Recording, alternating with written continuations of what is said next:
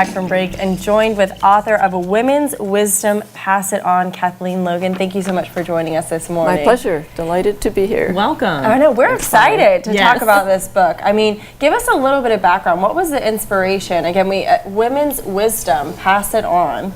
I just can't imagine. This is probably like all the secrets here. It's everything I ever learned in life. Finally. Yes, finally. Written down.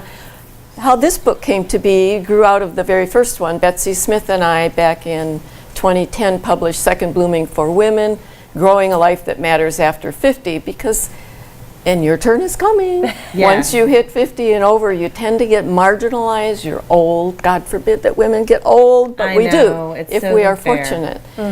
Started having discussions at Angel's Garden Gift Shop on 12th Avenue about body image, communication, love and relationships, happiness, hope, all kinds of things. And over a period of time for the Transition Network, I would write up an article monthly, and they published it in their online newsletters. And eventually I thought that was a lot of work and a lot of thought, and I thought maybe a broader audience could benefit. That was my hope.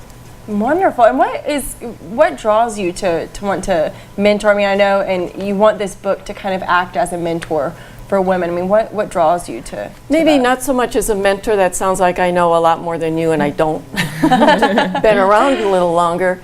And I think that the problem for women is that once we went in the workplace, which is a wonderful thing, but we had less time for relationships, for sitting around the kitchen table, for sharing and say, man, oh man, what am I supposed to do with my teenage daughter? Or 4 years old, she was a terrific 3, what happened? Right. How do I deal with this? So that time for heart-to-heart conversations isn't there.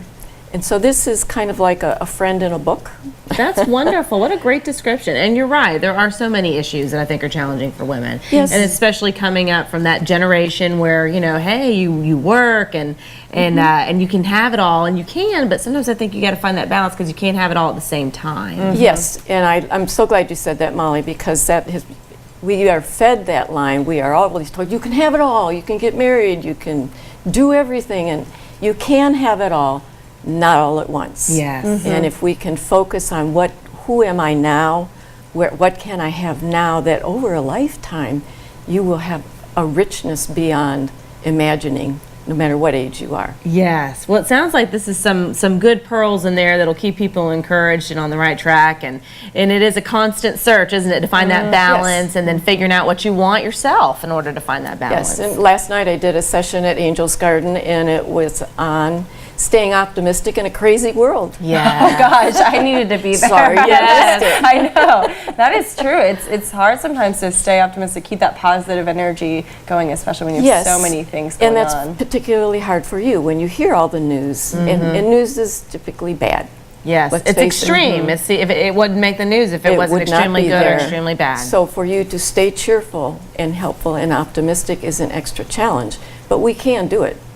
And sadly, one of the things I would say is don't listen to so much news. It's the truth. Only what really impacts your life on a daily basis. Yes. It's important to stay informed, but not saturated. Don't eliminate it, just limit it a little bit. Right. Save your sanity. Well, this is your second book, and congratulations on the publication. If folks would like to pick it up, where can they find it?